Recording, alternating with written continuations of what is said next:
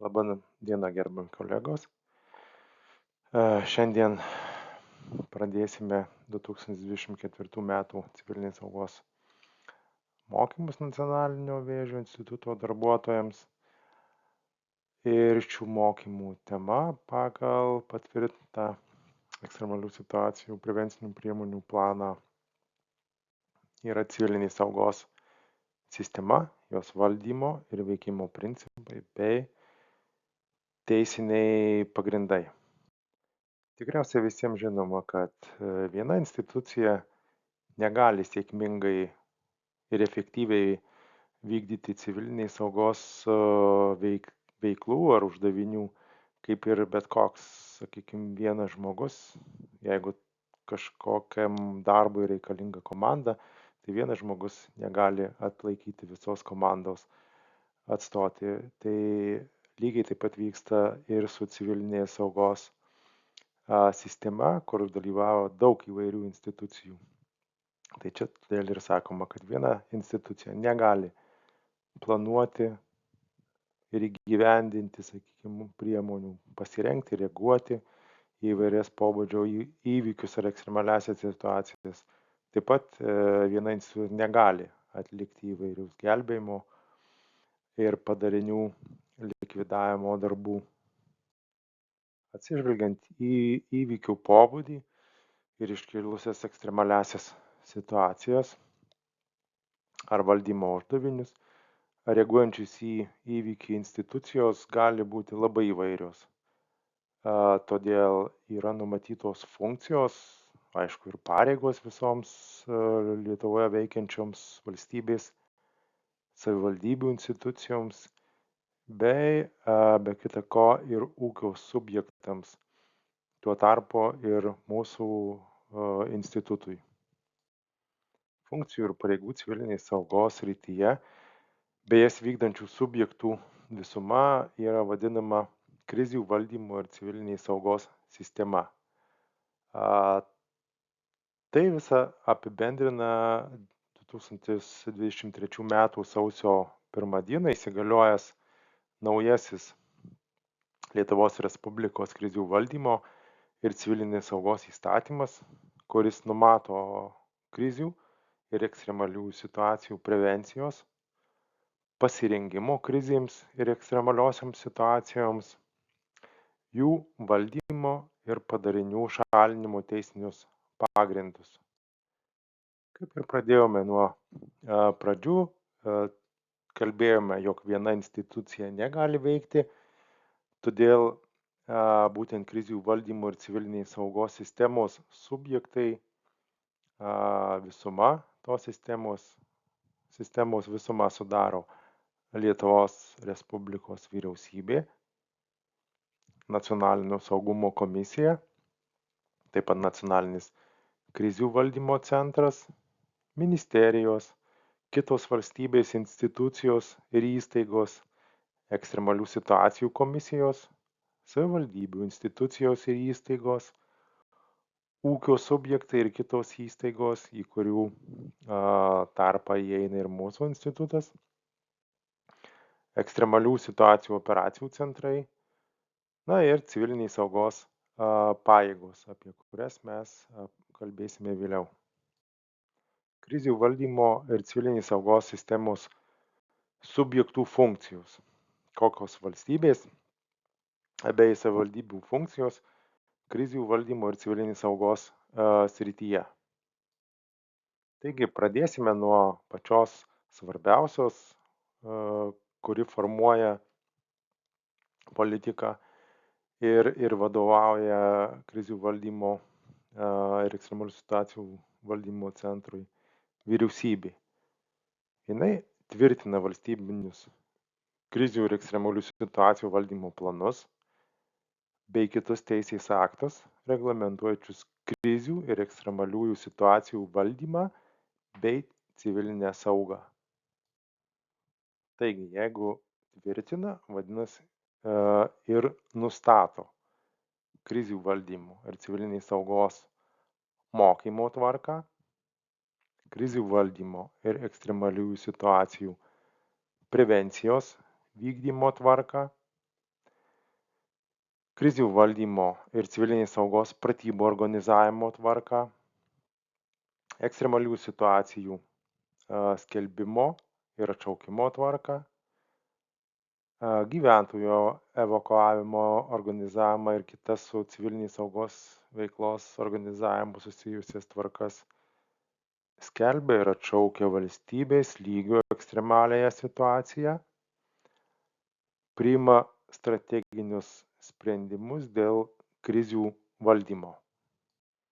Taigi sekanti po vyriausybės užimanti pagal svarbą institucija yra Nacionalinio saugumo komisija, kuri svarsto Nacionalinio krizių valdymo centro pateiktą informaciją apie grėsmes ir pasiūlymus dėl valstybinių pasirengimo krizėms ir ekstremaliosioms situacijoms, taip pat svarsto krizių ir ekstremalių situacijų prevencijos, reagavimo į krizės ir ekstremaliasias situacijas ir jų padarinių šalinimo užduočių skyrimo ministerijoms ir kitoms valstybės savivaldybių institucijoms bei įstaigoms.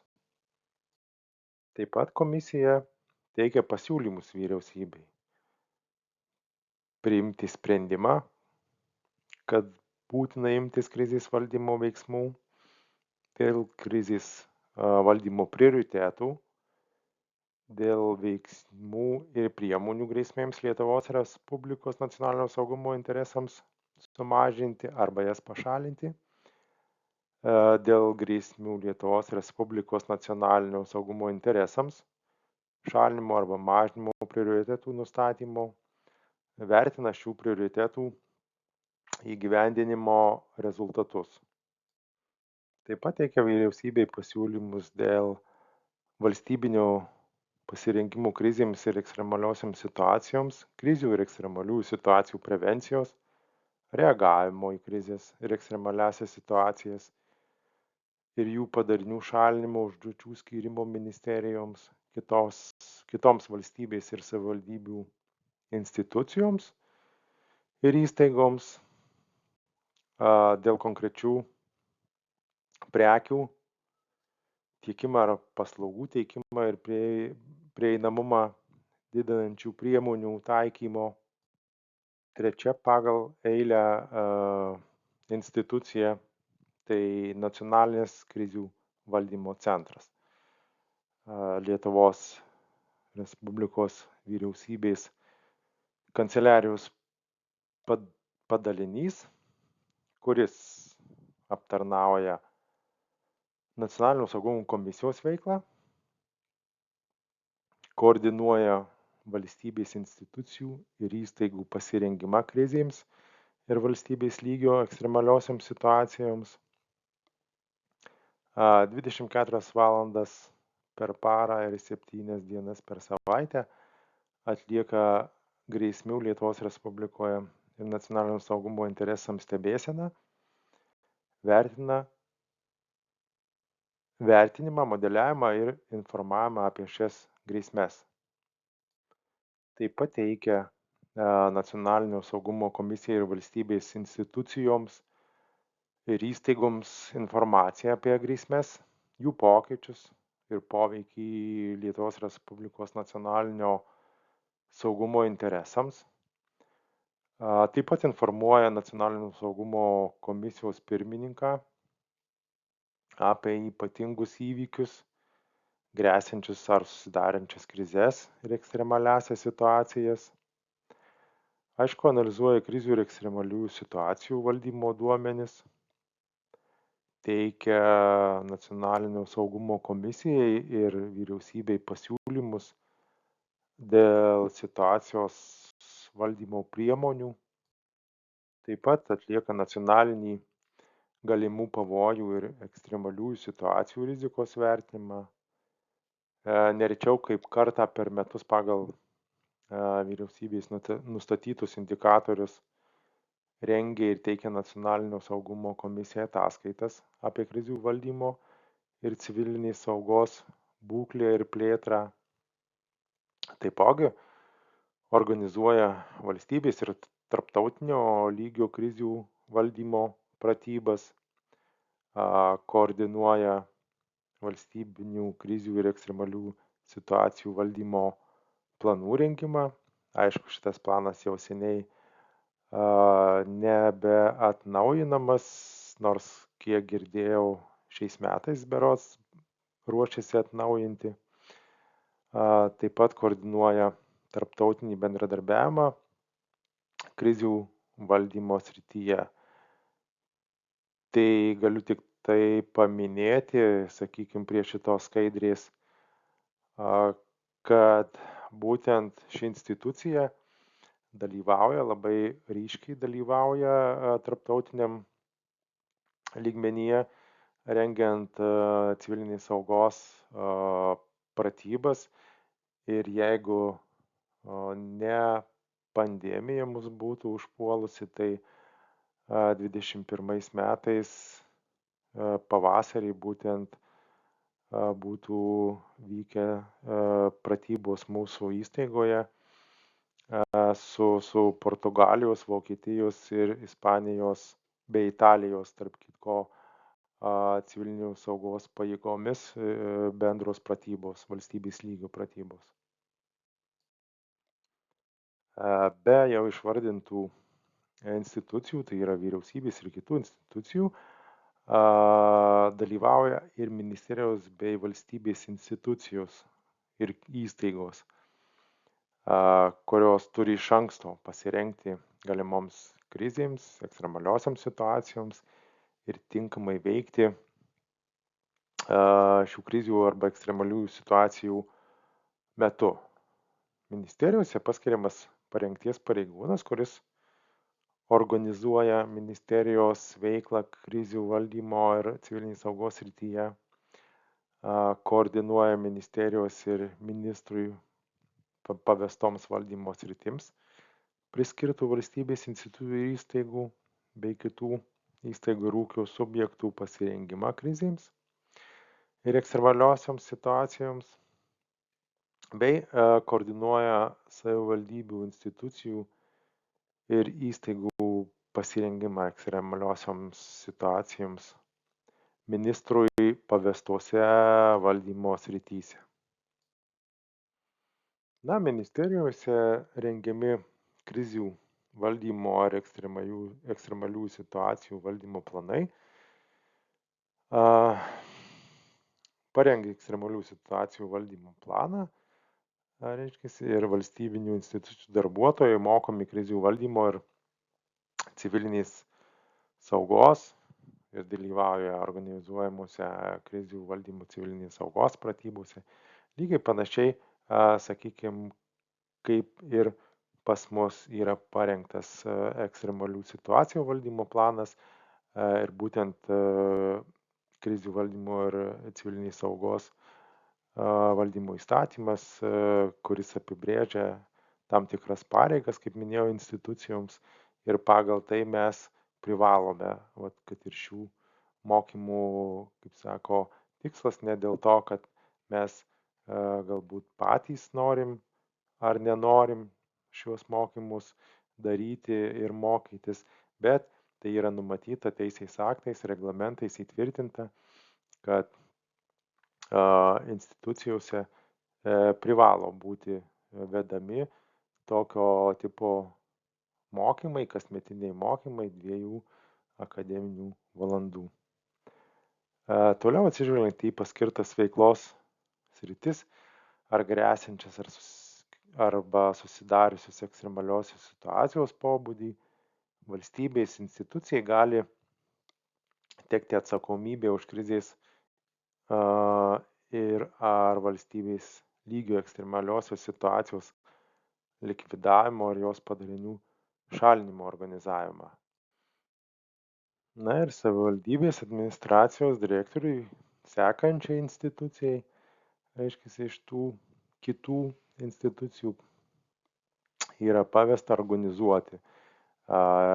Ir būtent nuo 23 metų balandžio 1 dienos dalis šių funkcijų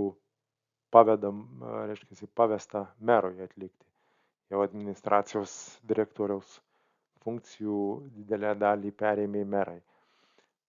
Taigi jie organizuoja savivaldybės ekstremalių situacijų valdymo plano rengimą, savivaldybės civiliniai saugos pratybas privalo organizuoti, savivaldybės gyventojų mokymą ir švietimą civiliniais saugos klausimais. Tai kaip ir matot, ne tik mūsų institucija darbuotojus moko, bet ir savivaldybė turi pareigą mokyti savo savivaldybės gyventojus. Taip pat organizuoja ekstremalių situacijų valdymą savivaldybės teritorijoje, pagalbos teikimą nukentėjusiems ekstremalių įvykių ar ekstremalių situacijų metu. Taip pat savivaldybei pavesta organizuoti gyventojų evakavimą, gyventojų apsaugą kolektyvinės apsaugos statiniuose, teikti sanitarinį švarinimą, tiksliau neteikti, bet organizuoti sanitarinį švarinimą ir kitas radiacinio, cheminio ar biologinio kenksmingumo šalinimo priemonės susidarius tokio pobūdžio ekstremaliosioms situacijoms, ekstremaliųjų įvykių ir ekstremalių situacijų metu nutraukti komunalinių paslaugų tiekimo atnaujinimą, gyventojų žuvusių ekstremalių situacijų metu laidojimą. Daugeliu atveju tenka kartais ir pačiam išgirsti, kai yra užduodamas klausimas. Tai kasgi yra tos civiliniai saugos pajėgos? Taigi, civiliniai saugos pajėgos tai operatyviai reaguojančios institucijos, kurios gavusios pranešimą apie kilusį įvykį, gaisrą, avariją, griūtis ar taip toliau, skubiai vyksta į įvykio vietą ir atlieka gelbėjimo, paieškos ar kitus neatidėliotinus darbus įvykiams, ekstremaliesiems įvykiams, krizėms, ekstremaliosiams situacijoms likviduoti ir jų padariniams šalinti. Taigi dabar pavardinsime, kas įeina į tas civilinės saugos pajėgas, kurios reaguoja atsitikus vienokiai ir kitokiai ekstremaliai situacijai ir įvykiui. Tai be abejo, kad pirmiausiai į įvykius skuba priešgaisrinės gelbėjimo pajėgos, kurios gesina gaisrus, vykdo gelbėjimo, paieškos, neatidėliotinus darbus, likviduoja įvykius, ekstremaliuosius įvykius ar ekstremaliasias situacijas ir šalina jų padarinius. Dažniausiai ir kaip taisyklė įvykus įvykiui, kur nukenčia žmonės, atvyksta ir policijos pajėgos, kurios saugo ekstremaliosios situacijos židinį, palaiko viešąją tvarką, užtikrina eismo saugumą ekstremaliosios situacijos paveiktoje teritorijoje. Tarkim, jeigu vyko autocisterna su kažkokiais tai pavojingais cheminiais teršalais ar cheminėmis medžiagomis ir įvyko autoįvykis, išsiliejo, tai policija šiuo atveju būtent atlieka tos teritorijos saugumą, užtikrina ir saugo. Ir aišku, policija po to vėlgi, kaip ir matot, renka ir sistemina informaciją apie nukentėjusius ar žuvusius gyventojus ir nustato žuvusiųjų tapatybę. Kita iš tų institucijų civiliniais saugos pajėgų yra taip pat valstybės sienos apsaugos tarnybos pajėgos, kurios dalyvauja vykdant paieškos ar gelbėjimo darbus, pavyzdžiui, Kuršių nerijoje, kur yra pasienis. Pasienio vidaus vandenyse žvalgo ekstremalios situacijos židinį iš oro, nes turi tam, sakykime, tinkamas priemonės. Stebi radiacijos foną ir kitas būtinasias funkcijas Lietuvos Respublikos pasienio ruože. Ir aišku, kitose valstybės sienos apsaugos tarnybos kontroliuojamuose arba saugojimuose objektuose.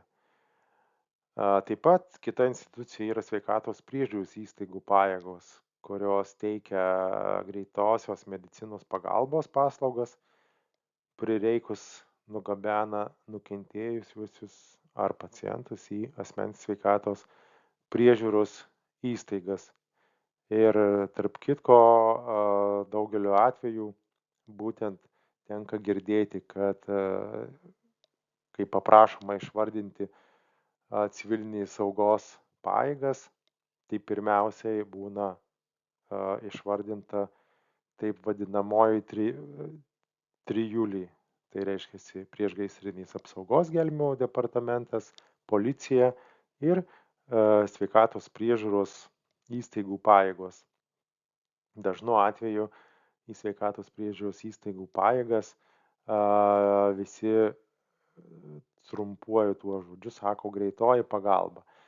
Tai bet kokiu atveju greitoji pagalba įeina į sudėtį sveikatos priežiūros įstaigų pajėgų. Taip pat labai svarbi institucija iš civilinės saugos pajėgų yra viešojo saugumo tarnybos prie vidaus reikalų ministerijos pajėgos. Jos užkirta kelią veiksmams, keliantiems pavojų gyventojų gyvybei ar sveikatai, taip pat turtui, gamtai ar veiksmų, kuriais šiurkščiai pažeidžiama viešoji tvarka, tarkim ir masiniai neramumai, grupiniai veiksmai, kuriais pažeidžiama viešoji tvarka. Na ir kitos situacijos, kuriuose betarpiškai dalyvauja viešo saugumo pajėgos. Taip pat, aišku, jos viešo saugumo pajėgos padeda likviduoti ir ekstremaliasias situacijas ar jų padarinius. Taip pat dar viena institucija, valstybinė maisto ir veterinarijos tarnybos pajėgos, kurios organizuoja gyvūnų apsaugą nuo užkrečiamų ligų, joms atsiradus ar ne tokių ligų židinių likvidavimą, atlieka gyvūnų užkrečiamų ligų laboratorinius tyrimus, vykdo apsaugos nuo bendrųjų žmonėms ir gyvūnams užkrečiamų ligų. Na, šitose priemonėse, kaip sakau, išvardintose, tikriausiai ne vienas girdėjot apie kiaulių marą, paukščių gripus, tai būtent šitoj srity tų ekstremalių situacijų ir veikia valstybinės maisto veterinarijos tarnybos pajėgos. Na, sekančios paeiliui išvardintos institucijos, tai būtent matot, yra aplinkos apsaugos pajėgos.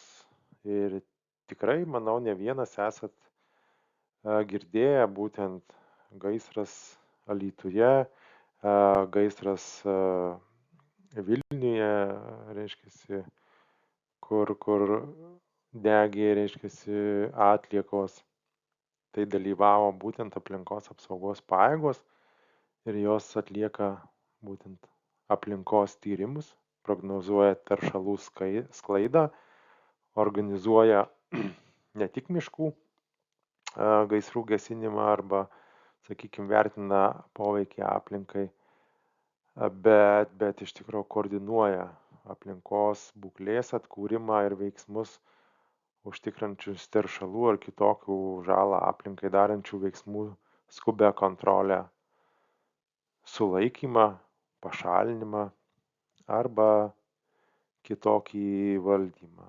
Taip pat dar viena institucija, tai yra avarinių tarnybų atliekančių neatidėliotinus darbus pajėgos, kurios vėlgi iš pačio pavadinimo tikriausiai jau suvokėt, kad tai vandentiekio, kanalizacijos, elektros ar šilumos tinklų, dujų ūkio, kelių priežiūros, sanitarinio švarinimo ar komunalinės paslaugos teikiančių tarnybų vaidmuo, be kurių tikrai nevyktų, sakykime, gyvenimas ekstremalių situacijų metu, kurios tikrai savo darbu prisideda ir labai ženkliai prisideda prie, sakykime, sukeltų padarinių šalinimo ir likvidavimo, nes jau būtent darbas likviduoti avarijas ir atstatyti nutrūkusias paslaugas ir jų tiekimą gyventojams.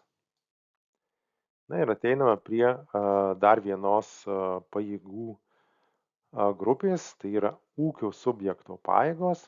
Kaip ir minėjau, į ūkio subjekto apibrėžimą, terminą įeina ir mūsų institutas. Tai būtent mes taip pat turime savo pajėgas, jeigu, kai sakykime, įvykus ekstremaliai situacijai, mūsų pajėgos veiktų tol, kol atvyktų tam tikros tarnybos pajėgos tos srities. Tai vat būtent ūkio subjekto pajėgos atlieka pirminius avarijų likvidavimo, žmonių gelbėjimo darbus, taip pat ūkio subjekte, iki kol atvyksta civiliniai saugos pajėgos. Tai šiuo atveju, daugeliu atveju, tenka mokymuose, sakykime, skyriuose, kai mokymus vedu, būtent kalbėti apie tai, kad jeigu pas mus institute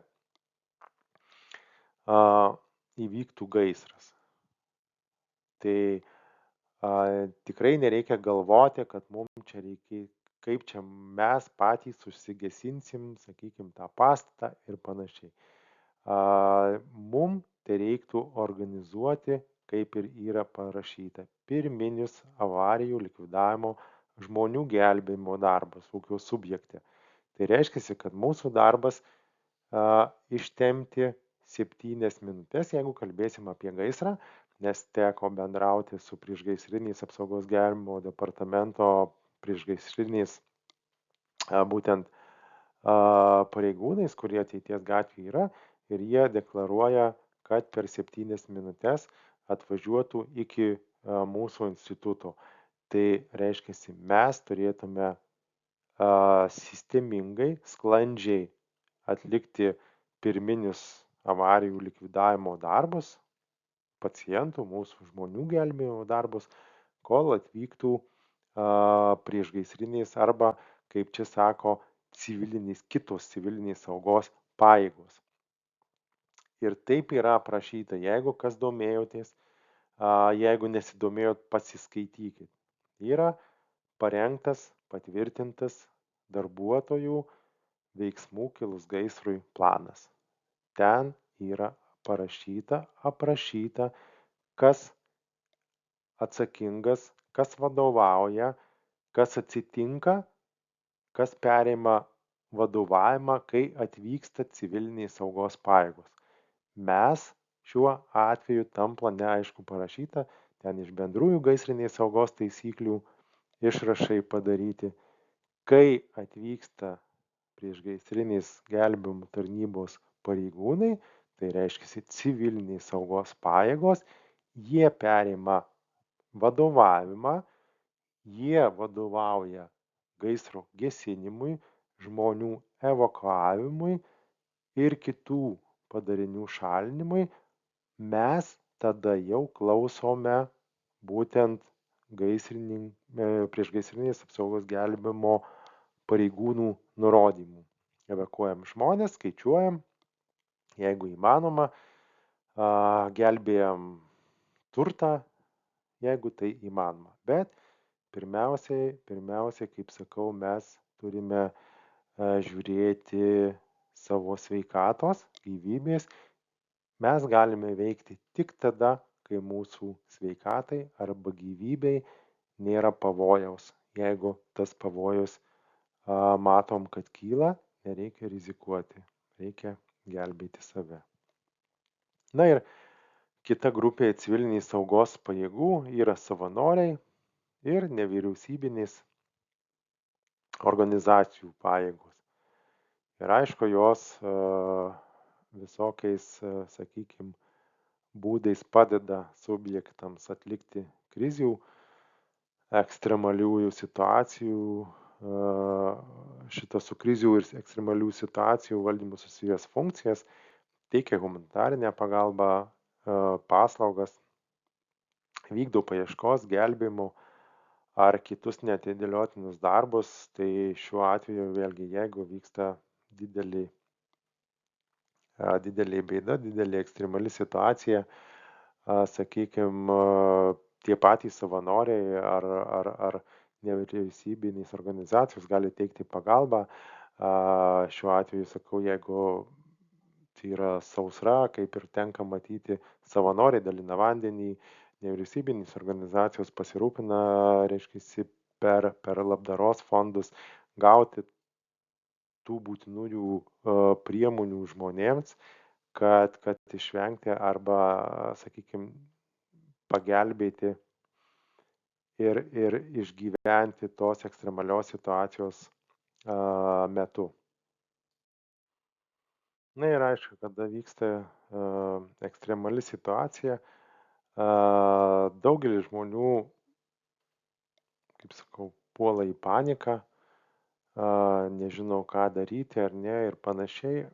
Tai šiuo atveju vėlgi, kaip ir sakau, galima tikrai pasiskaityti toj literatūroj, vėlgi, kad ir kaip žmonėm nepatinka, bet aš reklamuoja būtent tą svetainę LT72LT, kurioje yra sudėta labai svarbi informacija žmonėms, gyventojams, kaip elgtis ekstremalių situacijų metu, kaip atpažinti, sakykime, kai kurias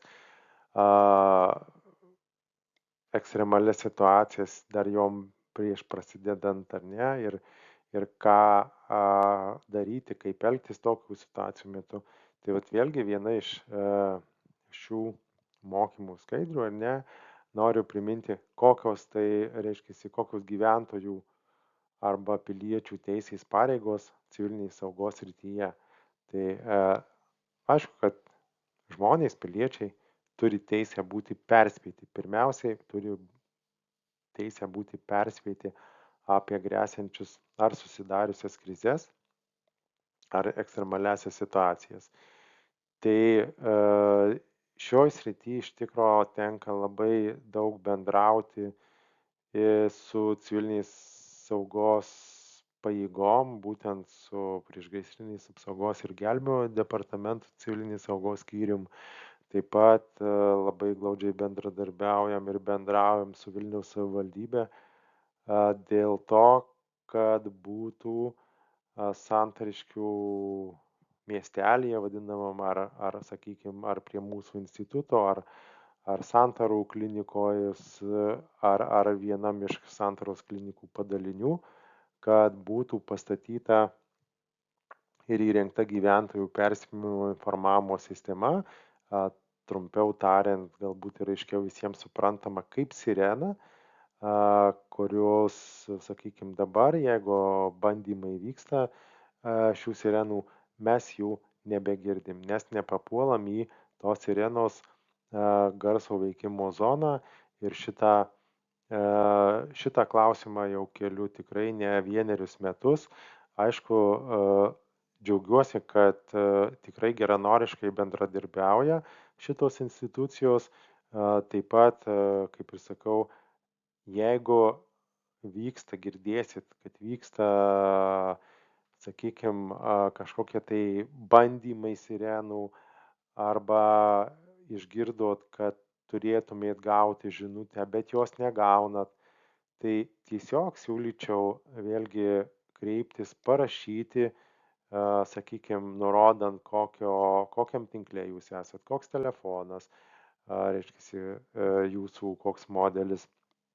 Ir tiesiog pasigilinti į tą situaciją, kad jūs bent gautumėt tą žinutę, kuria, kaip sako, apie skelbiamą ekstremalią situaciją ar pavojų, ar sakykime, liūtį, ar lietų, ar didelį ir stiprų vėją. Tai šitos dalykus tikrai siūlyčiau parašyti, kol tos institucijos geranoriškai bendrauja, tol galima kažką galbūt pasiekti, nes per mobilaus ryšio operatorius tikrai žinau, kad vyksta pokalbiai, reiškia, ir sprendžia tuos klausimus. Tai drąsiai tikrai rašykit, aš jeigu sulauksiu kreipimusi ar ne, tai išsiųsiu sąrašą būtent šitom institucijom, kurios tikrai, sakyčiau, kad reaguoja, nes pats rašiau ir siuntęs tikrai turiu įrodymus, kad įsiuntęs laiškus ir gavęs atsakymus ir jie bando spręsti šitas problemas. Tai vėlgi, sustojom, turi teisę būti perspėti. Taip, turi, reiškia, teisę gauti informaciją apie įvykius, ekstremaliuosius įvykius, susidariusią krizę ar ekstremalią situaciją ir, aišku, rekomendacijas, kaip elgtis. Tai va toje žinutėje, tarkim, jeigu jūs gaunate žinutę, ten labai trumpai būna, kad kaip pavyzdys, kad, reiškia, prognozuojamas stiprus vėjas, saugokit savo turtą, ten jeigu neturit svarbios priežasties, neikit į lauką ir perspėkit savo artimuosius. Tai vat vėlgi tas informavimas vyksta būtent tokiu būdu. Ir aišku, turi teisę gyventojai ir piliečiai įvykių, ekstremalių įvykių, krizių, ekstremalių situacijų metu gauti pagalbą pagal krizių valdymo ir civilinės saugos sistemos subjektų galimybės. Na ir aišku, be teisių, kaip ir visur, turi būti ir pareigos, tai šiuo atveju gyventojai taip pat, kaip sakau, turi pareigą, būtent tokiose situacijose irgi turi pareigą ir gyventojai privalo rūpintis savo veikla, taip, kad jinai nesukeltų pavojų kitų gyventojų gyvybei ar sveikatai, turtui, aplinkai, kad nesutrukdytų valstybės valdymo, nesutrikdytų valstybės valdymo viešosios tvarkos, pranešti skubos pagalbos tarnybo ryšių numeriu apie įvykį, ekstremalų įvykį, grėsinčią arba susidariusią ekstremalią situaciją, pasirengti ekstremaliosioms situacijoms. Čia va ta pareiga, sakykime, apie kurią mes iš tikrųjų galėtume įsigilinę pasiskaityti būtent toje pačioje svetainėje lt72.lt, kur yra parašyta, kaip mums veikti. Taip, vykdyti pareigūnų, kaip ir minėjau, pareigūnų, reiškia, jeigu jau mes veikiame kaip ūkio subjekto sudedamoji dalis, ar ne, ūkio subjekto darbuotojai, personalas, jeigu mes vyksta ekstremali situacija ir vykdom kažkokius tai gelbėjimo darbus pirminius, tai būtent jeigu, reiškia, atvyksta sekančios tos pajėgos, civilinės saugos pajėgos, tai mes privalome, reiškia, vykdyti tų pareigūnų, gelbėjimo vadovų nurodymus ir jiems netrukdyti spręsti reikalingus įvykių, ekstremalius krizių, ekstremaliai situacijai, reiškia, likviduoti, mes neturėtume trukdyti. Ir jeigu, kaip sakau, daugeliu atveju stengiuosi mokyti darbuotojus informuoti, kad dėl ko yra įrengtos žmonių susibūrimo vietos toliau nuo pastatų. Taigi būtent tuo tikslu, kad šitie mūsų pacientai, mūsų darbuotojai, kurie evakuojasi iš pastatų, kad jie būtų kuo toliau atitraukiami nuo objektų, kuriuose vyksta ekstremalieji įvykiai ir kad nebūtų trukdoma būtent gelbėjimo tarnybom veikti ir atlikti savo pareigas. Na ir be abejo, aptariant gyventojų ar ne teises, pareigas, reikėtų paminėti ir tai, kad vykdant paieškos gelbėjimo neatidėliotinus darbus, likviduojant įvykį, ekstremalų įvykį, krizę ar ekstremalią situaciją ir šalinant jų padarinius, Lietuvos Respublikos krizių valdymo ir civilinės saugos įstatymo numatytais atvejais ir tvarka gali būti laikinai apribota asmens judėjimo laisvė, nuosavybė, būsto neliečiamumo teisė, ūkinės veiklos laisvė ir taip pat viešųjų ir administracinių paslaugų tiekimas. Ir čia, kaip ir sakyt, tas numatyta, su šituo mes turėtume susipažinti ir tikrai negalim prieštarauti šitai tvarkai, kai vyksta būtent mes aiškiai puikiai tą pajautėm, kai vyko COVID-19 pandemija. Taip, kai mes negalėjom vykti iš vienos savivaldybės į kitą, kai negalėjom iš miesto į miestą nuvykti ir panašiai. Pačiam teko, vėlgi, kaip sakau, pats vykstu, esu ne Vilnietis ir vykstu į darbą, į institutą, tekdavo pravažiuoti net tuo sunkiuoju periodu, net 6 praleidimo postus ir tikrai aš nuoširdžiai suprasdavau tuos pareigūnus, kurie stovėdavo, kurie kontroliuodavo, būtent judėjimo laisvę apribodavo ar ne. Man pačiam nebuvo piktumo, aš labai suprasdavau jų darbą, sunkų darbą. Tikrai daug žmonių nesuvokdavo, nesuprasdavo. Aišku, būdavo sunku, kai mūsų tėvai, kai mūsų artimieji yra kitoj savivaldybėje, kitam mieste ir pas juos patekti ir, kaip sako, nežinant, kas ten vyksta ir kaip vyksta galbūt. Tai buvo sunku, bet šitie dalykai yra būtini, iš tikro perteklinių priemonių tikrai niekas nesiima, tik tiek, kiek reikia. Ir vėlgi, kaip sakau, galima kaltinti, galim nekaltinti. Ta situacija buvo mum visiems pamoka, mes iš to nemažai išmokom, vėlgi pasimokėm, sužinojom, todėl tikrai, kaip sakau, reikia padaryti namų darbus, pasiruošti ir tiesiog mokytis, bandyti domėtis mūsų pačių teisėmis, pareigomis, ką mes galim ir kur mūsų tos, sakykime, teisės gali būti suvaržytos ir jos ne kitaip suvaržomos, bet aišku, kaip ir matom, reiškia, parašyta įstatymo nustatytais atvejais ir tvarka. Tai čia mes turim šitą suvokti, suprasti ir tiesiog priimti kaip būtinybę elgtis pagal įstatymą. Tai ką, kolegos, ačiū už dėmesį ir kantrybę klausant ir besidomint šiais mokymais.